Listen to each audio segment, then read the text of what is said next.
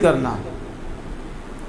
شریعت میں اس کی تعریف یہ ہے بذل الجہد فی قتال الکفار لإعلاء کلمۃ اللہ، کفار سے لڑائی میں کوششوں کو صرف کرنا، پوری طاقت کفار سے لڑائی میں خرچ کرنا۔ کیوں؟ لِإِعْلَاءِ کلمۃ اللہ،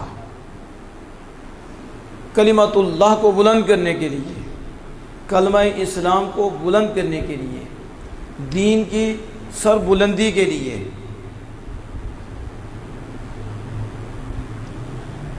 کافروں کے ساتھ لڑائی کی جائے۔ اب آپ اس تعریف میں غور و فکر کریں اور دیگر مقامات پر جو جہاد کی تعریف کی گئی ان میں بھی آپ غور و فکر کریں اور ان کو بھی ملاحظہ فرمائیں، تو سب میں یہ موجود ہوگا لِإِعْلَاءِ کلمۃ اللہ۔ جہاد کفار سے کیوں؟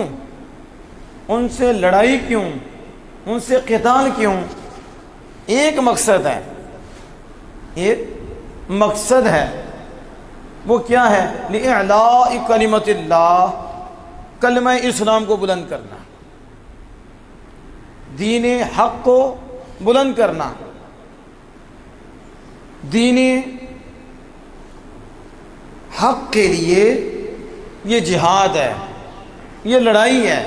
یہ تعریف بتا رہی ہے کہ مقصود خون خرابہ نہیں، مقصود فساد نہیں، مقصود قتل و غارت نہیں کہ کفار کو مارا جائے، قتل کیا جائے، ان کا خون بہایا جائے، نہیں۔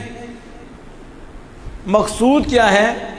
اسلام کے کلمے کو بلند کرنا۔ یہ یاد رکھنا، جہاد اصلاح کا نام ہے، جہاد فساد مٹانے کا نام ہے، فساد ختم کرنے کا نام ہے۔